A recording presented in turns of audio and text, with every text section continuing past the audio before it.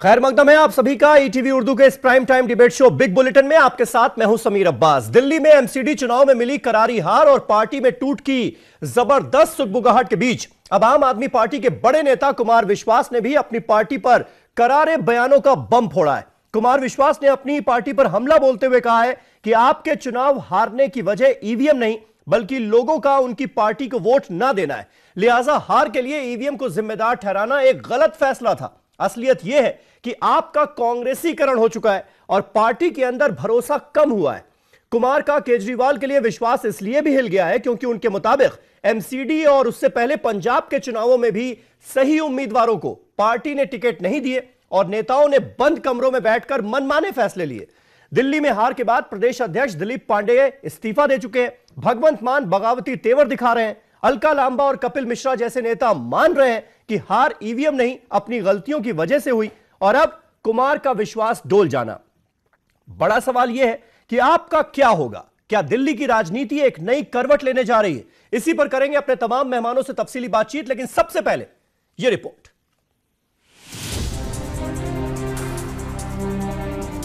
MCD में नाकामी हाथ लगने के बाद अब आम आदमी पार्टी के पास अपना मुहासिबा करने के अलावा और कोई काम नहीं बचा है, क्योंकि मरकजी हुकूमत पर हमला करने, ईवीएम में गड़बड़ी की शिकायत और दीगर गैर जरूरी कामों में अपना वक्त बर्बाद करने के बजाय अगर अरविंद केजरीवाल ने पार्टी को मजबूत करने और अंदरूनी मामलात को बेहतर करने पर ध्यान दिया होता तो शायद आज मंजरनामा कुछ और ही होता। पंजाब और गोवा के बाद दिल्ली के राजौरी गार्डन जिमनी इंतखाबात में नाकामी से कुछ सबक सीखने की जरूरत है। दिल्ली असेंबली इंतखाबात में जबरदस्त कामयाबी के बाद लोगों को कांग्रेस और बीजेपी के अलावा एक सियासी मुतबादिल नजर आया था, लेकिन जिस तरह से पार्टी के अंदर खल्फिशार नजर आया और शाजिया इल्मी, योगेंद्र यादव और प्रशांत भूषण जैसे सीनियर और काबिल लीडरों ने ये कहते हुए पार्टी छोड़ दी कि पार्टी में अंदरूनी जमहूरियत की कमी है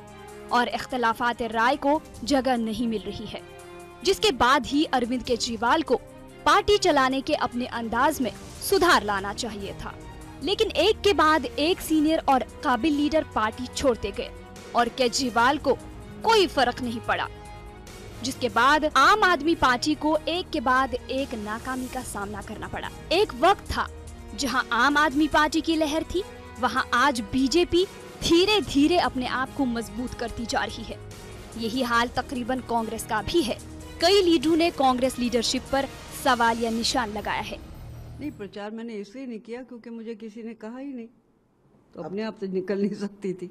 आपको बुलाया ही नहीं गया ना, मेरे को नहीं। देखिए, वो हाईकमांड इसको देखेगा, जो इस वजह विश्लेषण करता है कि भाई क्या हुआ, कहाँ गलतियाँ हुई, और उस पर फिर क्योंकि ये गलती दोबारा ना हो पाए इस पर, क्योंकि थोड़े साल के अंदर वो हो जाएगा, पार्लियामेंट का पहले आएगा, फिर केजरीवाल जी का आएगा, तो इसमें से हर वक्त जब हम कुछ लूज करते हैं तो उससे कुछ ना कुछ सीखने को मिलता है। सियासी तजिया निगारों को एक तरफ जहां कांग्रेस में लीडरशिप की कमी नजर आ रही है, वहीं दूसरी जानिब आम आदमी पार्टी अंदरूनी खल्फिशार का शिकार होती नजर आ रही है, जिसकी वजह से आए दिन लोग पार्टी छोड़ रहे हैं। इंतखाबात में जीतना है तो पार्टी को मजबूत और मुनज्जम करने की जरूरत है। अपनी नाकामी का ठेकरा दूसरी सियासी पार्टियों के सर फोड़ने से कामयाबी नहीं मिलती, बल्कि बदनामी और नाकामी हाथ आती है। Bureau report, ETV news.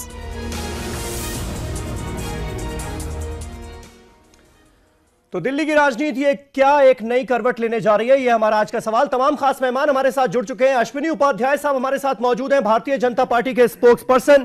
प्रेरणा Singh, national spokesperson Congress party की, वो हमारे साथ इस बहस में जुड़ चुकी हैं। रिफत जावेद साहब, जनता का रिपोर्टर के फाउंडर, सीनियर जर्नलिस्ट, वो हमारे साथ इस बहस का हिस्सा है।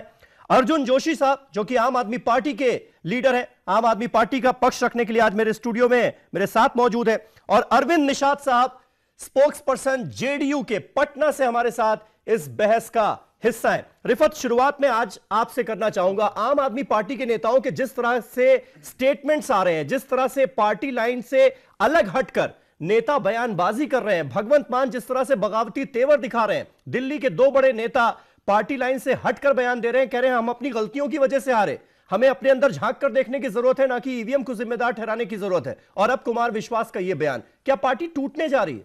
देखिए, अब पार्टी टूटेगी कि नहीं ये तो आने वाला वक्त बताएगा, लेकिन ये तो बिल्कुल ही साफ है कि आम आदमी पार्टी के जो मामलात हैं वो बिल्कुल ही अच्छे नहीं हैं, और इसके इशारे बहुत पहले मिलने लगे थे।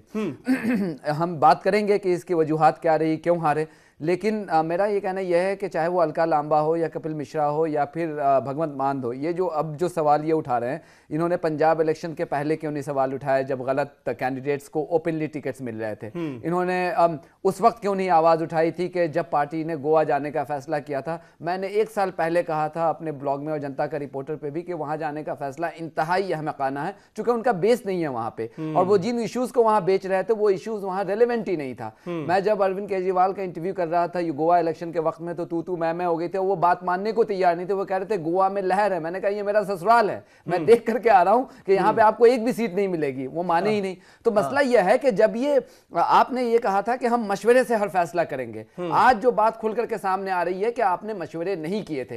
आपने लोगों को इंचार्ज बना दिया था। वो क्या फैसला कर रहा है, कितने लोगों को साथ में लेकर के जा रहा है, वो सामने आ गया कि वो किसी को साथ में लेकर के नहीं जा रहा था। तो इसकी जिम्मेदारी फिक्स कौन करेगा और कब किया गया? अब जब सब कुछ लुटा के होश में आए तो क्या किया? अब आप पंजाब हार गए, गोवा हार गए, एमसीडी हार गए। 2 साल पहले यहां पे 270 में से 260 वार्ड में आपको लीड हासिल थी। आज आप बिल्कुल 50 पे सिमट गए, बल्कि आपके फ्यूचर पे सवालिया निशान खड़ा हो गया है। तो अब आप जब सवाल उठा रहे हैं, मेरे ख्याल में ये बहुत देर हो चुकी है। और कांग्रेस और आम आदमी पार्टी के लिए, कहते हैं इंग्लिश में कहावत है कि it's an uphill climb now. अब वो अपहिल क्लाइंब अब बाकी के 3 सालों में ये कितना करेंगे? तब तक क्या सरकार इनकी गिर जाएगी? चूंकि 21 एमएलए का मामला सामने आने वाला है, पार्टी टूट जाएगी, बगावत के सुर बहुत तो उठने लगे हैं। ये सब अगर ये क्रॉस कर लिया, फिर भी इनके लिए 3 साल में अपने आप को रिवाइव करना और री इन्वेंट करना बहुत ही मुश्किल काम जी। होगा। अश्विनी उपाध्याय साहब, क्या बीजेपी के लिए इस वक्त विन विन सिचुएशन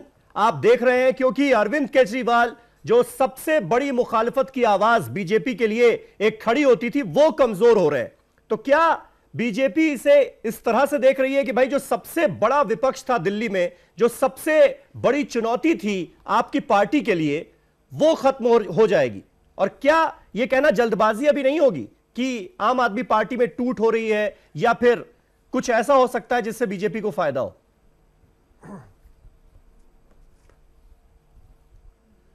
देखिए समीर, रिफत साहब आपके बगल में बैठे हैं, जर्नलिस्ट रहे हैं और पूरा इन्होंने इंडिया अगेंस्ट करप्शन मूवमेंट अच्छी तरीके से कवर किया है। हमारे जैसे लोग पॉलिटिशियन नहीं है, आप समझिए इस चीज को। हम भी कोई पॉलिटिक्स में नहीं थे। मैं तो बाकायदा के इंजीनियर था, कहीं नौकरी कर रहा था।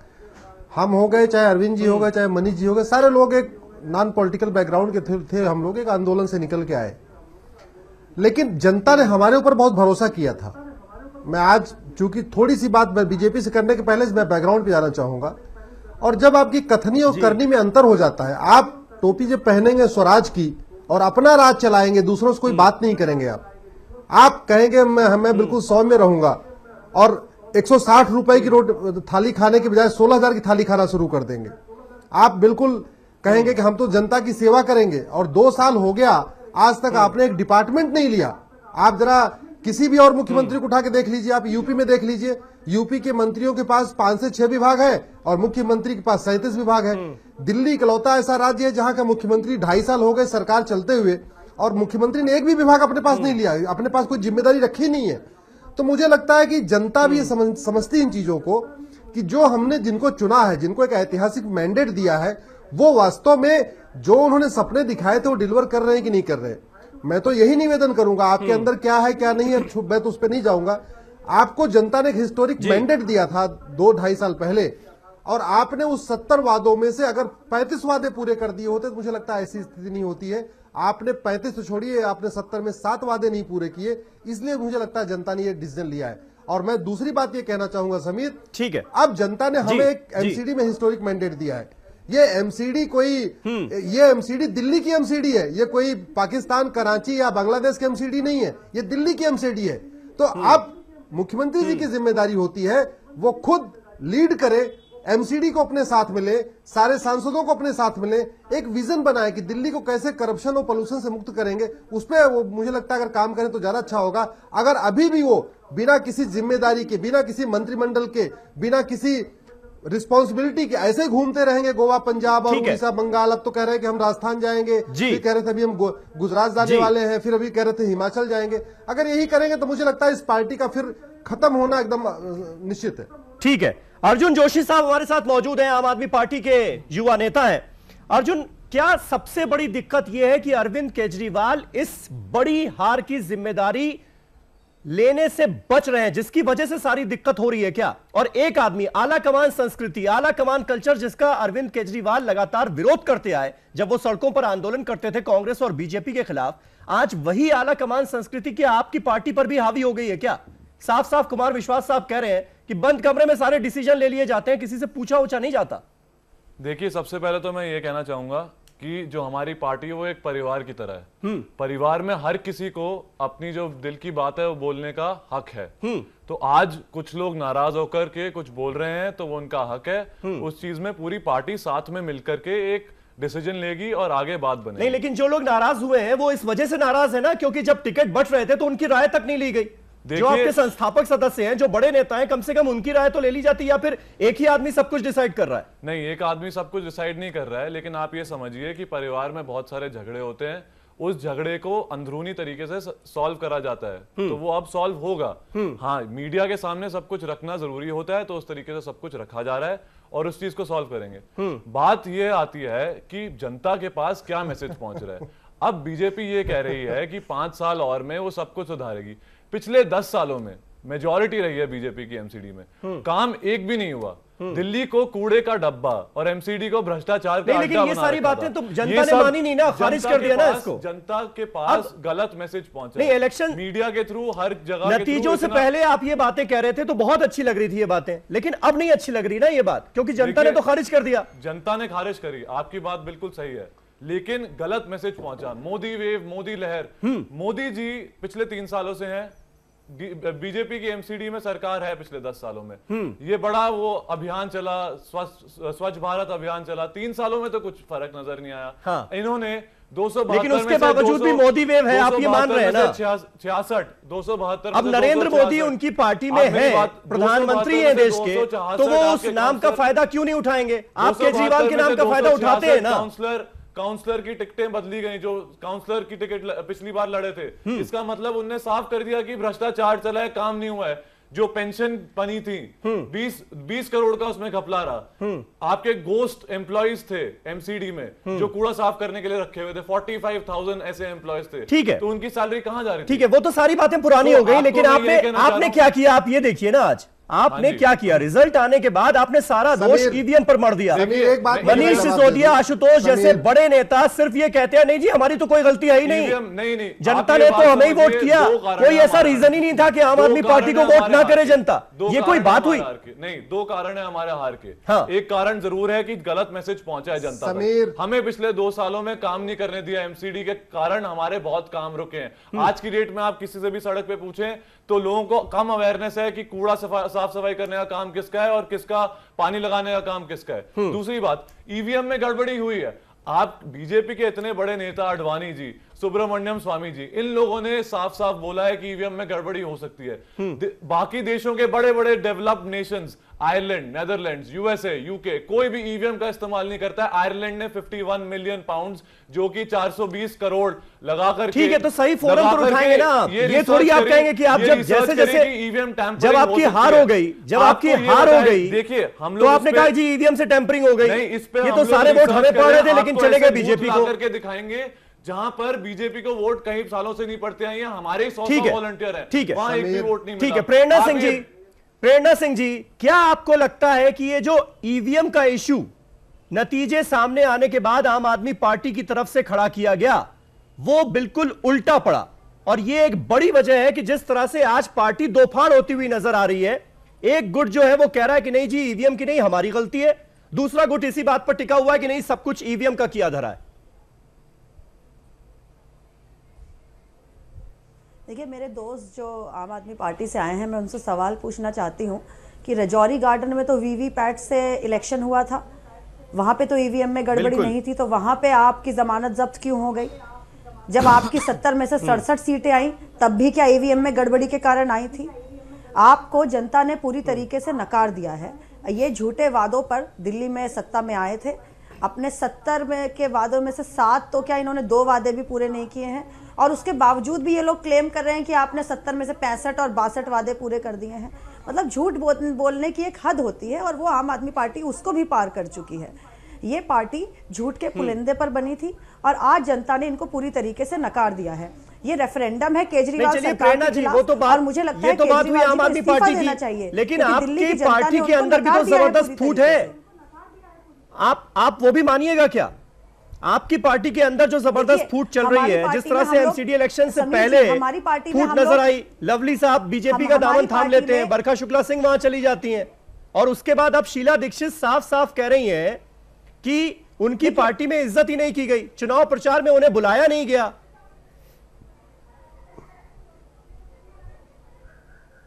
देखिए, हमारी पार्टी में हम लोग विचारधारा की लड़ाई लड़ रहे हैं। अगर कुछ लोगों पे अवसरवादिता या जो सत्ता का जो लालच है, अगर वो हावी हो गया है, तो उनका पार्टी छोड़कर जाना ही हमारे लिए ठीक है, और पार्टी के लिए अच्छा है कि ऐसे लोग पार्टी में ना रहें। और हम लोग अजय माकन जी के नेतृत्व में राहुल गांधी के मार्गदर्शन में 8% से आज 21% पे आ गए हैं।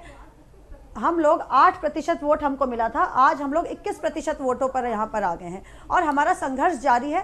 हम लोग निगम में भी एक जिम्मेदार विपक्ष की भूमिका निभाएंगे, और ये इंश्योर करेंगे कि बीजेपी ने जो वादे किए हैं वो उसको पूरा करे। और हम लोग ये झूठ बोलने के काम और झूठे वादे करने का काम और ये प्रोपेगेंडा की राजनीति नहीं करते। हम लोग मुद्दों की राजनीति करते हैं, और हम लोग अपने मुद्दों पर अडिग हैं, हम लोग अपनी विचारधारा पे अडिग हैं, और हम उसके लिए लड़ते हैं, लड़ते रहे हैं और लड़ते रहेंगे, और हमें अपनी लीडरशिप पे पूरा विश्वास है। प्रेरणा जी, जो लोग पार्टी एक सीधा सवाल ये है कि जिस तरह की करारी हार का सामना करना पड़ा है, वो पार्टी जो 15 साल तक दिल्ली में सरकार चलाती है, शीला दीक्षित का गुड गवर्नेंस लोग आज भी याद करते हैं। मैं आपसे ये सीधे सीधे कहता हूं, उस पार्टी की ये हाल हो जाती है कि 92 सीटों पर आपकी जमानत जब्त हो जाती है, उसके बाद भी आप कह रही हैं आपकी पार्टी ने अच्छा प्रदर्शन किया है, तीसरे नंबर की पार्टी आप बनकर रह गए। शीला दीक्षित जो आपका सबसे बड़ा फेस था दिल्ली में, उनको आप इस्तेमाल तक नहीं करती हैं, उनको चुनाव प्रचार के लिए बोला तक नहीं जाता है। हमने दिल्ली में 15 साल शासन किया, हमने दिल्ली में 15 साल शासन किया और विकास की बातें की। हमसे हो सकता है कि कुछ गलतियां हुई हों जो हम 0 पर आ गए। आज हमारे ना सांसद हैं दिल्ली में, ना हमारे विधायक हैं। उसके 8% वोट हमें 2013 में मिला। आज हम लोगों ने मेहनत करके, कांग्रेस पार्टी के कार्यकर्ताओं ने मेहनत कर वही वोट प्रतिशत 21% पे ले आए। तो ये आप हमारी हार कहां से कह रहे हैं? हार तो उन लोगों की हुई है जो 50% से आधे पे रह गए। हार तो केजरीवाल जी की हुई है जो 67 से आज आपकी विपक्षी जो पार्टियां हैं, जिनके रिप्रेजेंटेटिव यहाँ पर मौजूद हैं, उनको ये बात बहुत अच्छी लग रही होगी आज प्रेरणा जी, कि आप तीसरे नंबर पर आने के बाद भी कह रही हैं कि ये हार कहां से है, ये तो जीत है। ठीक है, अरविंद निषाद साहब हमारे साथ मौजूद हैं, जेडीयू के स्पोक्स पर्सन है। ठीक है प्रेरणा जी, अरविंद निषाद साहब, आप 0 से 100 पे नहीं जा सकते, आप इस बात को समझिए। हम लोग संघर्ष करके 8 से 21% पे पहुंचे हैं। चिंता तो वो लोग करें जिनका वोट प्रतिशत गिरा है। लोगों ने हम में विश्वास दिखाया है, और केजरीवाल सरकार में लोगों का विश्वास गिरा है। ठीक है प्रेरणा जी। अरविंद निषाद साहब हमारे साथ मौजूद हैं। अरविंद निषाद साहब, आपकी पार्टी के वरिष्ठ नेता केसी त्यागी साहब ने एक बड़ा फॉर्मूला दिया है। वो फॉर्मूला ये है कि बीजेपी का अगर मुकाबला करना है तो आम आदमी पार्टी और कांग्रेस को एक साथ आ जाना चाहिए, तभी कल्याण हो सकता है। इसका आधार क्या है?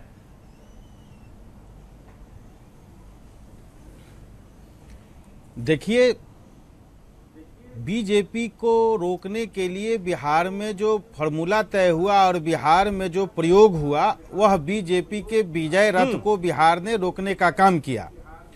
अब पूरे देश में जो परिस्थितियां बन रही हैं, उन परिस्थितियों को देखते हुए जनता दल यूनाइटेड ने निर्णय लिया है कि गैर बीजेपी दलों को हम इकट्ठा करेंगे। उसी के लिए दिल्ली के कॉन्स्टिट्यूशन क्लब में 1 मई को समाजवादी नेता मधु लिमये के जयंती के अवसर पर कांग्रेस सहित सभी दलों के लोगों को हम इकट्ठा करने का प्रयास कर रहे हैं।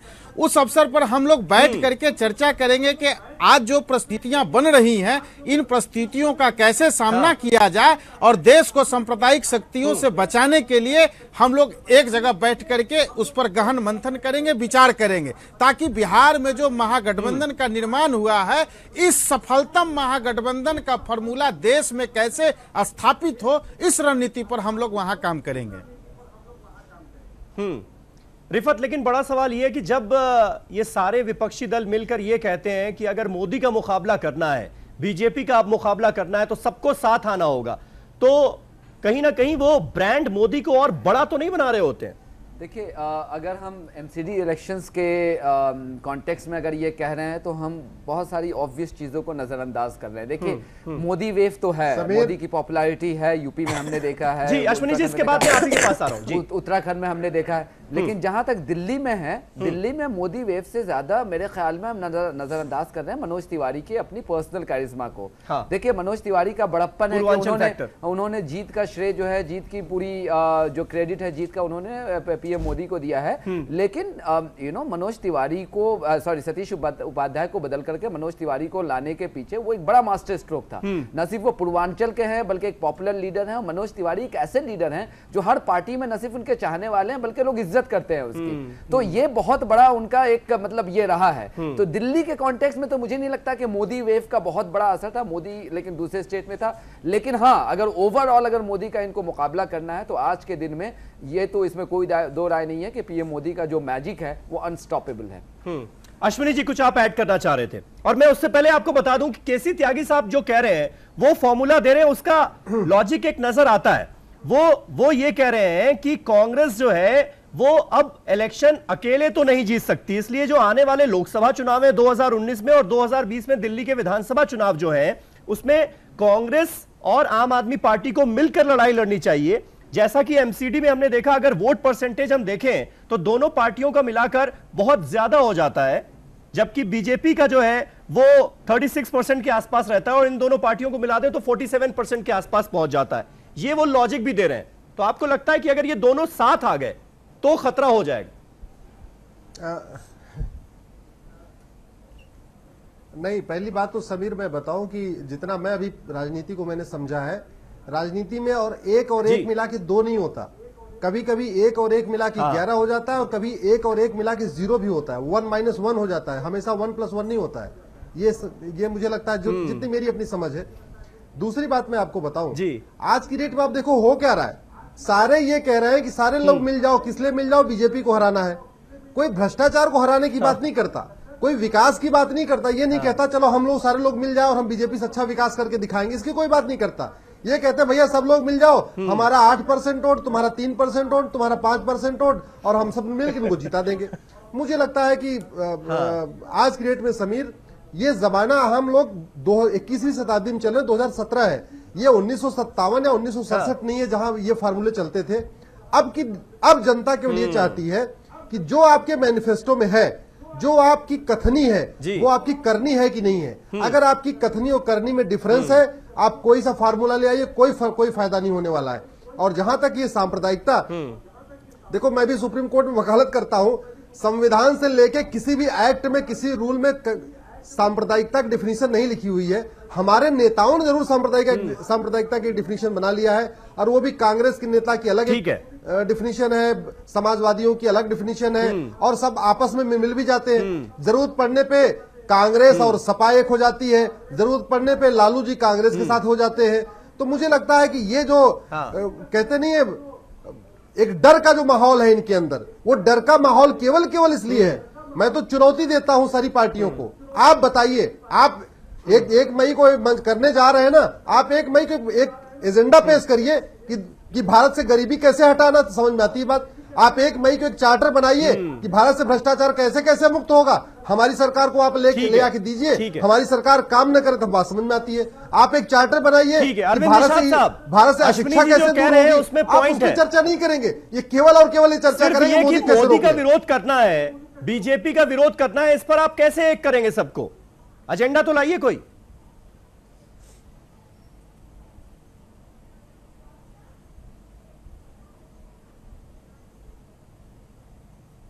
अरविंद निषाद साहब, आपसे सवाल था।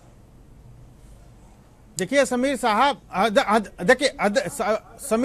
समीर साहब इन्होंने देश के नौजवानों से वायदा किया था कि अगर हमारी सरकार बन जाएगी तो मैं प्रत्येक साल देश के नौजवानों को 2 करोड़ नौजवानों को नौकरी देने का काम करूंगा। आज इनकी सरकार 3 साल की हो गई है, बल्कि 2 करोड़ नौकरी छोड़ दीजिए, नौकरियों का अवसर खत्म हो रहा है।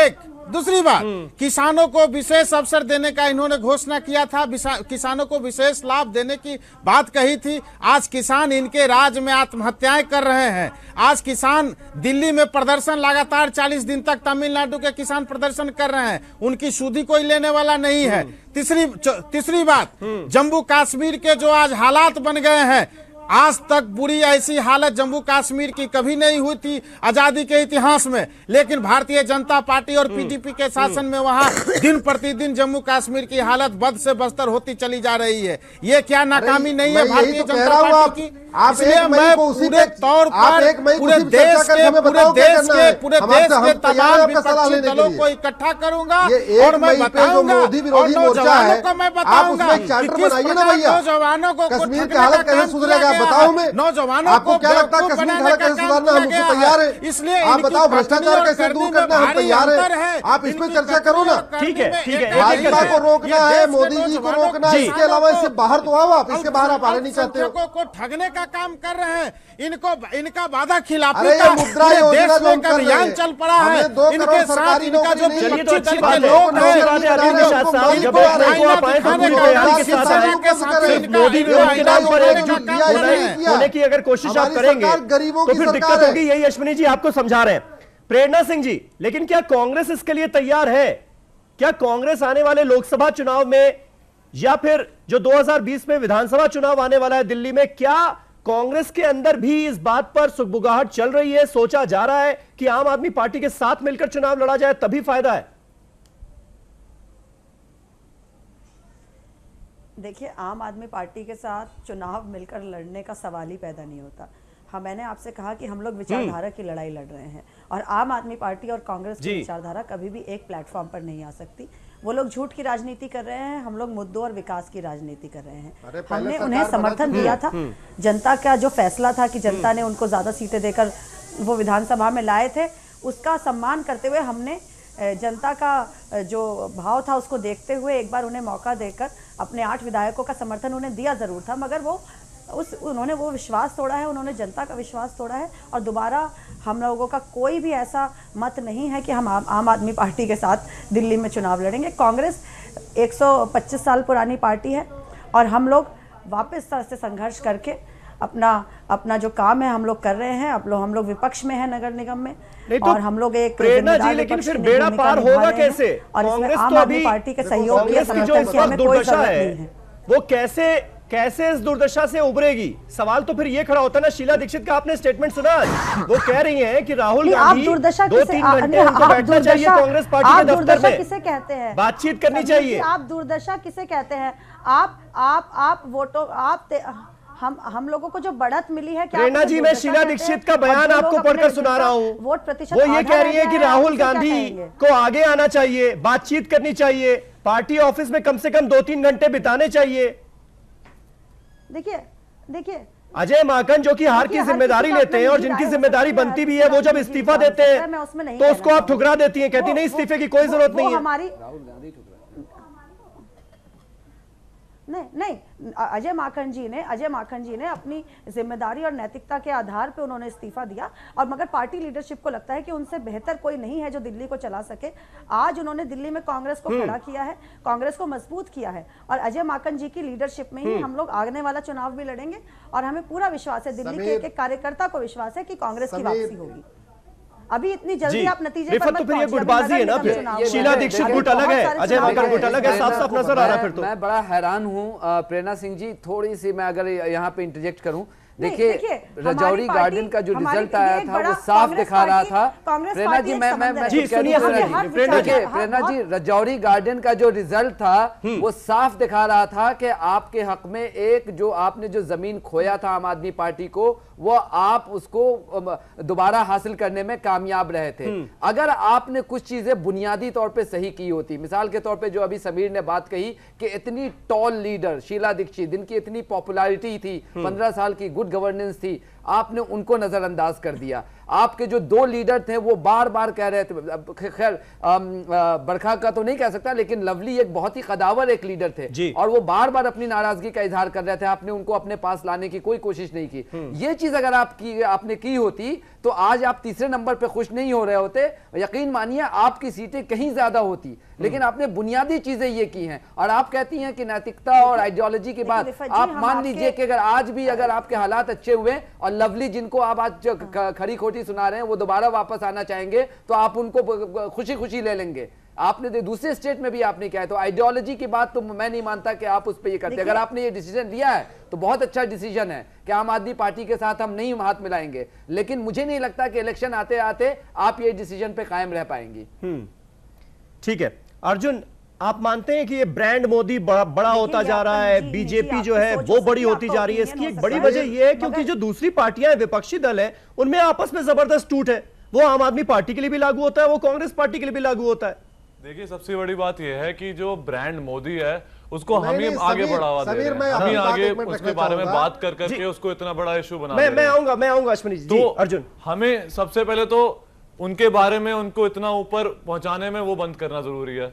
दूसरी बात, कांग्रेस से जो हमारे दोस्त आए हुए उन्होंने कहा कि ये रेफरेंडम है, ये रेफरेंडम नहीं है, यह एमसीडी चुनाव था, ये अलग चुनाव था। इस हिसाब से तो अभी बनारस में जो प्रधानी इलेक्शन हुआ था उसमें 48 सीटों में से 40 सीट में बीजेपी हारी थी। चुनाव नहीं है वहां पर तो मोदी ये इसलिए कहा जाता है क्योंकि एमसीडी इलेक्शंस में वोटर वही होता है जिसको विधानसभा चुनाव में वोट डालना होता है। ये वही सारे वोटर हैं जिन्होंने संसद जीतकर आपको बैठाना है। यही वोटर तब भी थे जब लोकसभा का इलेक्शन था, यही वोटर्स तब भी थे जब लोकसभा का इलेक्शन था और जब आम आदमी पार्टी को 0 सीट आई थी, तब भी यही कहा जा रहा था कि आम आदमी पार्टी अब से खत्म है। लेकिन ऐसा कुछ नहीं हुआ। देखिए हमें फॉर्म हुए 4 साल हुए हैं और आज हम 2 स्टेट्स में हैं। हम पंजाब में प्रिंसिपल ऑपोजिशन की तरह बैठे हुए हैं। हमने एमसीडी चुनाव इससे पहले नहीं लड़ा, हमें दिक्कतें आई इस इलेक्शन में, हमारे पास उतने फंड्स भी नहीं है। ये तो एक खुद ही बोल रहे हैं 125 साल पुरानी पार्टी, और हम सबको पता है कि जो इंडिया अगेंस्ट करप्शन हुआ तो आपको ये सारी बातें कहनी चाहिए थी ना अर्जुन। आपका जो आला नेतृत्व है वो तो सारा दोष ईवीएम के सिर में आ रहा था। वो तो ये कह रहा था हम तो ठीक है, हमसे कोई गलती नहीं हुई,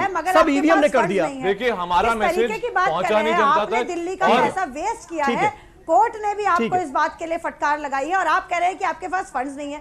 किस तरीके की बात कर रहे हैं आप? हमारे पास फंड्स, पार्टी फंड्स नहीं जितने आप लोगों के पास हमेशा से रहे हैं। 125 साल पुरानी आपकी पार्टी है और सबको ही पता है कि कितना भ्रष्टाचार चला है आपकी पार्टी में इतने सालों में कि जो आप हमारे बारे में टिप्पणी ना करें। और दूसरी बात, एक छोटा सा ब्रेक लेना होगा अर्जुन।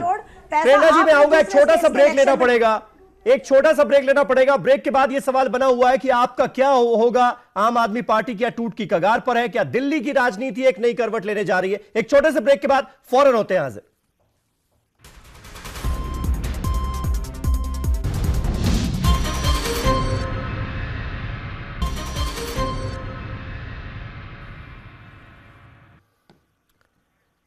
तो आम आदमी पार्टी का क्या होगा, यह है आज का सवाल। हमारे साथ तमाम खास मेहमान बने हुए हैं। अश्विनी उपाध्याय साहब, मैं आपसे जानना चाहूंगा, संजय सिंह जो आम आदमी पार्टी के नेता हैं उनका एक ट्वीट है, मीडिया पर भी उन्होंने हालांकि थोड़ा एक तंज भरे अल्फाजों में लिखा है कि 4 साल दिल्ली में 2 बार सरकार, पंजाब में मुख्य विपक्षी दल, गोवा में 6.2% वोट्स, 4 MP, एमसीडी में 46 पार्षद और देश की सबसे तेज बढ़ने वाली आम आदमी पार्टी को टीवी खत्म करने पर क्यों तुला हुआ है? ये डिबेट्स क्यों हो रही है कि आम आदमी पार्टी टूट जाएगी, खत्म हो जाएगी, और इसका जिम्मेदार जो है वो दरअसल वो आपको ठहराने की कोशिश की जा रही है, बीजेपी को ठहराने की कोशिश की जा रही है। सच लगती है आपको ये बात? दम तो है इसमें? नहीं, पहले समीर मैं आपको बताऊं, देखिए दम क्या है। जिस चीज की फाउंडेशन जिस पे हो ना, आम आदमी पार्टी की एक बेसिक पहचान कैसे है? पहचान ये है कि भैया ये कहते थे हम अलग पार्टी है, हम ईमानदारी के साथ रहेंगे, हम स्वराज की बात करेंगे, मतलब सबसे हम चर्चा करके रखेंगे, बहुत ट्रांसपेरेंट सिस्टम रखेंगे, करप्शन पे जीरो टॉलरेंस होगा। आप जरा देखो पिछले 2 साल, केवल 2 साल हुआ है, और दिल्ली में केवल 7 मंत्री, और कैसे कैसे मंत्री, एक मंत्री फर्जी डिग्रीधारी, एक मंत्री भ्रष्टाचारी, एक मंत्री हवाला कारोबारी, एक मंत्री व्याभिचारी, एक मंत्री बलात्कारी। तो ये अगर 7 साल में अगर इतना कुछ हो गया तो क्या करेगा मनोज तिवारी? मनोज तिवारी बेचारा क्या करेगा आप बताओ? फिर तो जनता को अपना डिसीजन लेना ही लेना था। और जहां और लगातार निगेटिविटी फैलाई 2 साल में, केवल और केवल ये बताया कि एमसीडी कुछ काम ही नहीं करती। अरे भैया, एमसीडी अगर कुछ नहीं करती, आपने क्या किया?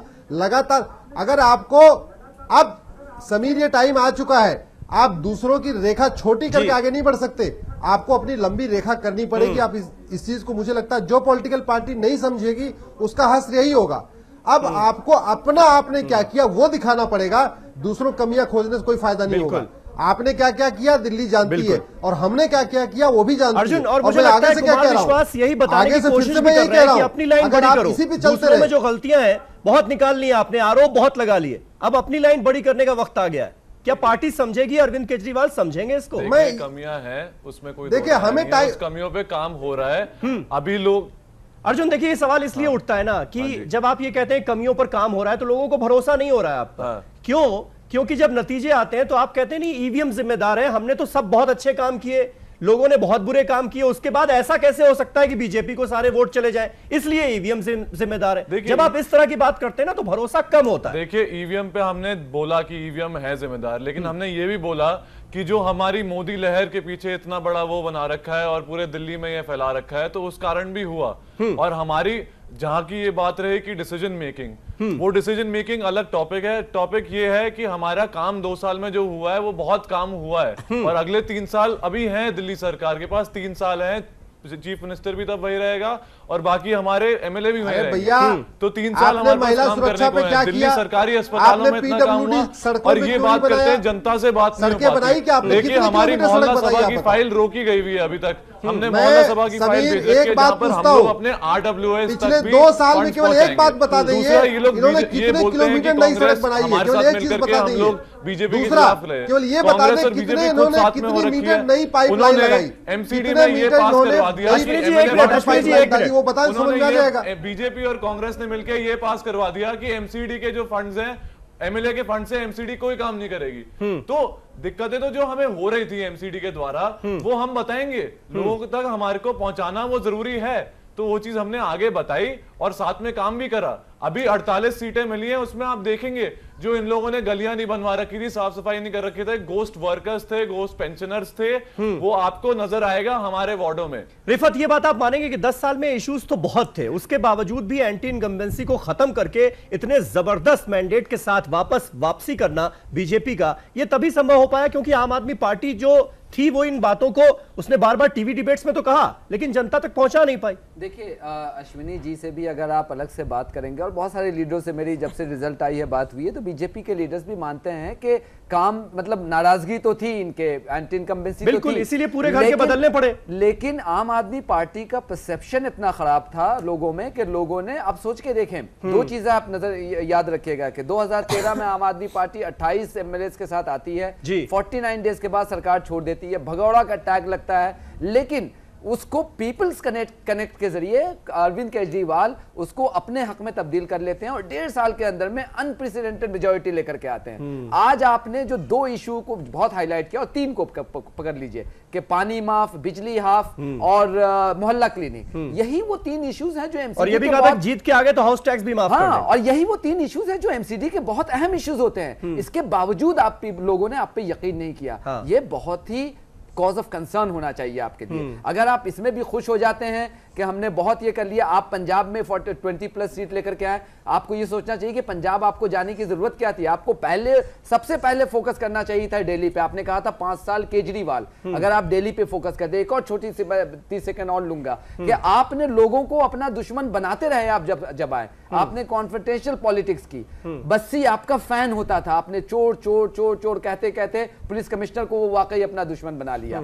आपकी लीडरशिप की खासियत होती है कि लोगों को मिलाकर काम करने की। आपने एलजी को अपने से दूर कर लिया। आज आप जो कह रहे हैं कि मोहल्ला क्लिनिक की फाइल लटकी हुई है, ये तो लीडरशिप, मोहल्ला सभा की, यही तो लीडरशिप का तकाजा है कि आप लोगों को मिल करके, आपका चीफ मिनिस्टर IITN है, मैनेजमेंट उनसे अच्छा कौन जानता है, आप लोगों को मिला करके उनके साथ चीजों को ये करके, और फिर वोट तो आप मांगने जाते हैं ना, LG वोट मांगने नहीं जाता, बस्सी वोट मांगने नहीं जाता, तो आप सुरखरू बनते अगर इनसे मिला करके इनको अपने साथ रख करके अगर आप काम करवा लेते। तो मेरा ये मानना यह है कि आप नेगेटिव पॉलिटिक्स में ज्यादा वक्त आपने बर्बाद किया, जिसका खमियाजा आज आपको भुगतना पड़ रहा है। अरविंद निषाद साहब, जो फॉर्मूला आप दे रहे हैं उस पर तो अमल करने के लिए कोई पार्टी तैयारी नहीं नजर आती। समीर, एक बात ऐसे में आप कैसे सारे दलों को एक कर लेंगे, वो भी ऐसे दल जिनकी विचारधारा बिल्कुल अलग अलग है, कैसे एक आ जाएंगे सिर्फ मोदी की मुखालिफत के नाम पर?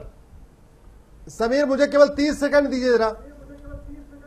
समीर, मुझे 30 सेकंड दीजिए जरा, एक मिनट बोल लीजिए। अश्विनी जी आप बोल लीजिए, उसके बाद अरविंद निषाद के पास में चला जाऊंगा। बिहार में अरविंद जी 1 मिनट, अश्विनी जी आप बोल लीजिए, चलिए। 30 सेकंड है आपके पास। हाँ समीर, मैं ये कह रहा हूं कि जैसे दिल्ली एक यूनियन टेरिटरी है, ऐसे ही पांडिचेरी भी है, और पांडिचेरी में हमारी सरकार नहीं है, वहां कांग्रेस की सरकार है। आपने कभी सुना क्या कि रोज पांडिचेरी का मुख्यमंत्री PM को गाली दे रहा हो? कभी सुना आपने? या रोज पांडिचेरी की जो सरकार है, वहां मेरी सरकार नहीं, कांग्रेस की सरकार है। मिस्टर नारायण स्वामी वहां के चीफ मिनिस्टर है, जो पहले कांग्रेस में मंत्री थे। आखिर वहां पे भी शांति से काम हो रहा है ना, वहां कोई कन्फ्रंटेशन नहीं है, वहां कॉपरेशन है, वहां पे डेवलपमेंट है, वहां कोई डिस्ट्रक्शन नहीं है। तो अगर यही तो बात कही जा रही है, यही तो बात कही जा रही है, ये जो विरोध की राजनीति है या बार बार आरोप लगाने की जो राजनीति है, वो कहीं ना कहीं महंगी पड़ रही है। ठीक है अश्विनी जी, ठीक है, मैं समझ गया आपकी बात। अरविंद निषाद साहब, मेरे सवाल का जवाब। देखिए मुश्किल दौर में बिहार ही देश को रास्ता दिखलाने का काम किया है।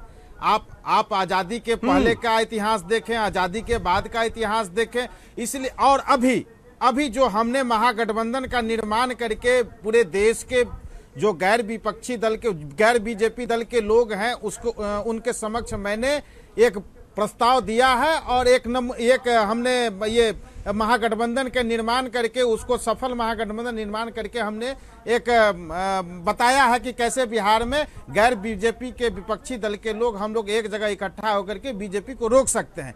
इसलिए हम पूरे देश में हम चाहते हैं राष्ट्रपति चुनाव के बहाने, राष्ट्रपति चुनाव अभी जुलाई में हम लोगों के समक्ष आने वाला है। इस जुलाई में पूरे गैर BJP के लोग, हम लोग एक जगह बैठेंगे और बैठ करके हम लोग सामूहिक रूप से निर्णय लेंगे कैसे हम लोग राष्ट्रपति चुनाव में BJP के उम्मीदवार को हम लोग सशक्त दें, और हम लोग UPA या हम लोगों की जो एक एका बनेगी, उस एका में जो हम लोगों का नया जो उम्मीदवार होगा, उस उम्मीदवार को जिताने के लिए हम लोग कैसे अपनी रणनीति बनाएंगे, उस रणनीति की दिशा में हम लोग काम करेंगे, और देश के समक्ष एक नई विकल्प के रूप में हम लोग आपका प्रधानमंत्री का उम्मीदवार कौन होगा देने का काम करेंगे।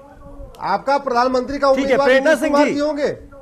प्रेरणा सिंह जी, इसको लेकर मीटिंग तो चल रही है कि राष्ट्रपति चुनाव में समीर साहब ये दिखा दिया जाए देश को कि जो एंटी BJP दल है वो एक है। क्या ऐसा मुमकिन हो पाएगा? इसकी कुछ संभावनाएं लग रही है। सोनिया गांधी भी तमाम दलों के नेताओं से मीटिंग कर चुकी हैं इसको लेकर। एक मिनट अश्विनी जी, प्रेरणा जी। नहीं, अभी तो हम लोग सभी, अभी एक मिनट, अभी तो हम लोग सभी विपक्षी दल एक जगह बैठेंगे, एक जगह बैठ करके हम लोग पहले महागठबंधन के निर्माण की दिशा में आगे बढ़ेंगे, उसके बाद हम लोग लीडर का तय करेंगे कि हमारा इस महागठबंधन का लीडर कौन होगा। सामूहिक रूप से निर्णय होगा, सामूहिक, और जिनमें क्षमता होगा, जिनमें पात्रता होगी, मैं कहा कह रहा हूं कि आज ही हो गया निर्णय। सभी दल मिलकर चुनेंगे। नहीं तो चारा घोटाला वाले होंगे, या 2G घोटाला वाले, या कोयला घोटाले वाले। आपका नेता कौन होगा? कोयला घोटाला, चारा घोटाला, या अरे भाई 2G घोटाला, या कॉमनवेल्थ घोटाला? आपके महाराष्ट्र में पंकजा मुंडे जो, आपके महाराष्ट्र में जो पंकजा मुंडे जो घोटाला में फंसी हुई है, उनको तो पहले मिट्टी घोटाले की बात करिए। अभी आप क्या मिट्टी बेची जा रही है? गिरिराज सिंह तो बिहार में पहले चारा घोटाला होता था, तो मिट्टी भी बेची जा रही है। गिरिराज सिंह के घर पर तो आप लोग जो है चारे से और नीचे आ गए, मिट्टी भी आ चुके। भैया क्या कर रहे हो आप लोग? आपने उनको देख रही है जनता आपको बना करके आप रखे अश्विनी हुए जी, हैं। देखिए ऐसे बहस गिरेल न कीजिए। चिंता मत करिए। अरविंद जी, अश्विनी गिरिराज सिंह जी को निकालिए। प्रेरणा जी आपसे जो सवाल था उसका जवाब दे दें। आप अपना सवाल रिपीट करेंगे समीर जी प्लीज? प्रेरणा जी, जिस बात का जिक्र अरविंद निषाद साहब कर रहे हैं कि अभी राष्ट्रपति चुनावों में ये बिल्कुल क्लियर हो जाएगा और पूरी कोशिश है कि ये एका जो है, जो एंटी बीजेपी दल हैं जितने भी, उनको साथ लाकर ये दिखा दिया जाए कि हम एक हैं। क्या ऐसा मुमकिन हो पाएगा? क्योंकि मीटिंग्स का दौर तो चल रहा है, सोनिया गांधी भी सबसे मिल रही हैं, तमाम पार्टियों के नेताओं से।